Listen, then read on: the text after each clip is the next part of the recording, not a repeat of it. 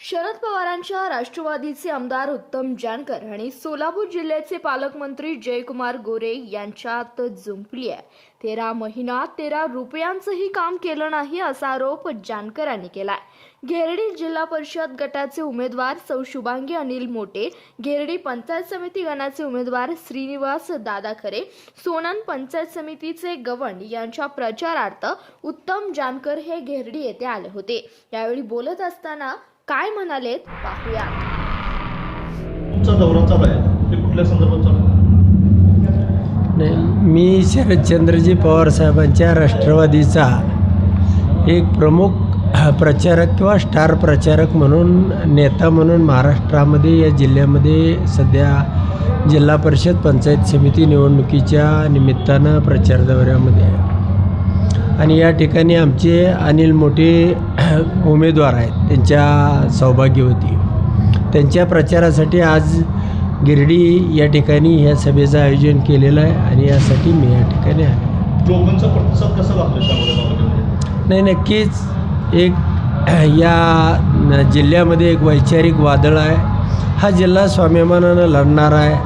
हा जिल्हा एक भारतीय जनता पार्टीला ठेचून काढणारा जिल्हा आहे। तो विचार ते बीज ते विष या जिल्ह्यामध्ये पेरलं जाऊ नये यासाठी ग्रामीण भागामधली जी जनता आहे ती ताटमानेनं उभा आहे, ती लढते आणि आमच्या रूपानं दरीशील भैया मोहिते पाटील असतील, खासदारकीला आम्ही 6-7 आमदार असू, आमच्या वेळेला ही जनता ताकदीनं लढली आणि येणाऱ्या जिल्हा परिषदेमध्ये आमच्या आणि आमचे समविचारी जे अजितदादांची राष्ट्रवादी असेल, शिंदेसाहेबांची म्हणजे सेना असेल आणि आमचं पवारसाहेबांची राष्ट्रवादी असेल, या तिघांचे मिळून जिल्हा परिषदमध्ये आमची सत्ता स्थापन करू अशी परिस्थिती आहे।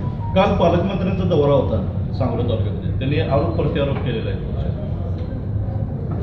काय आरोप केले? आरोप असे आहेत की भाकरी फिरवली, विकास होणार नाही।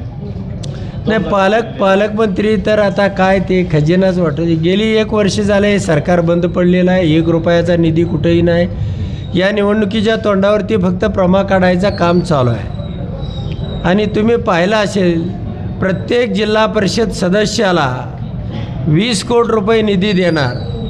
म्हणजे आता मी आमदार आहे, मी राजीनामा देऊन जिल्हा परिषद सदस्य झालं पाहिजे अशा पद्धतीचा निधी जर जिल्हा परिषद सदस्याला मिळत असेल, मोठे साहेबांनी त्या जिल्हा परिषदमध्ये काम केलेलं आहे।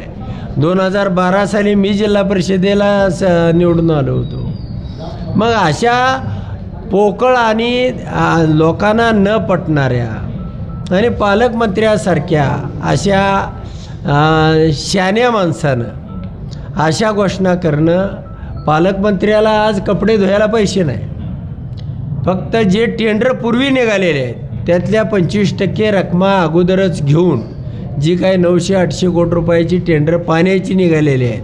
पाण्याच्या म्हणजे पाणी कोणतं त्यांच्या मान तालुक्यामध्ये जे योजना चालू आहेत शेतकऱ्याला देण्यासाठी, जी पाईप 6 थिकनेसनं टाकायला पाहिजे होती ती पाईप आज 4 थिकनेसनं टाकली जाते किंवा हे 8 थिकनेसनं टाकली जाते।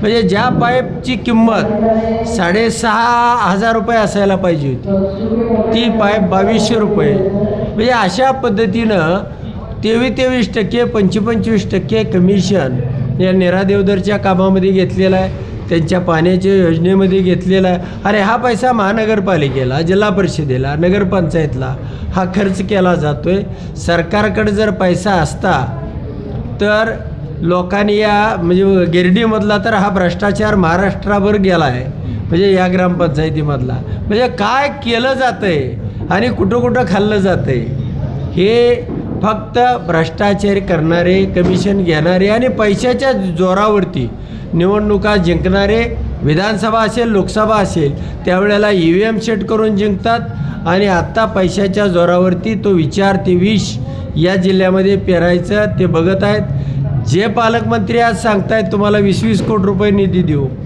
किंवा जे मोदींनी सांगितलं होतं प्रत्येकाला 15 लाख रुपये देऊ, अशा प्रकारच्या हास्यास्पद घोषणा या जिल्ह्यामध्ये पालकमंत्री करत आहेत। असा पालकमंत्री या जिल्ह्याला लाभणं हे आपलं दुर्दैव आहे। कुणीतरी चांगला पालकमंत्री होणं आणि त्यासाठी बदल घडवणं हे आमच्यासारख्या तरुण आमदारांची आता गरज झालेली आहे. सरकार कोणाचंही असेल पण अशा विकृती असता कामा नये यासाठी लढाई या पुढे महाराष्ट्रामध्ये मी करत होतो, या जिल्ह्यामध्येही करेन. आणि जिल्हा परिषदेवरती आमची सत्ता अजितदादाचा राष्ट्रवादी असेल, एकनाथ शिंदेची असेल आणि पवारसाहेबांची असेल, आमच्या सगळ्या मिळून 60 जागा त्या ठिकाणी विजयी झालेल्या असतील.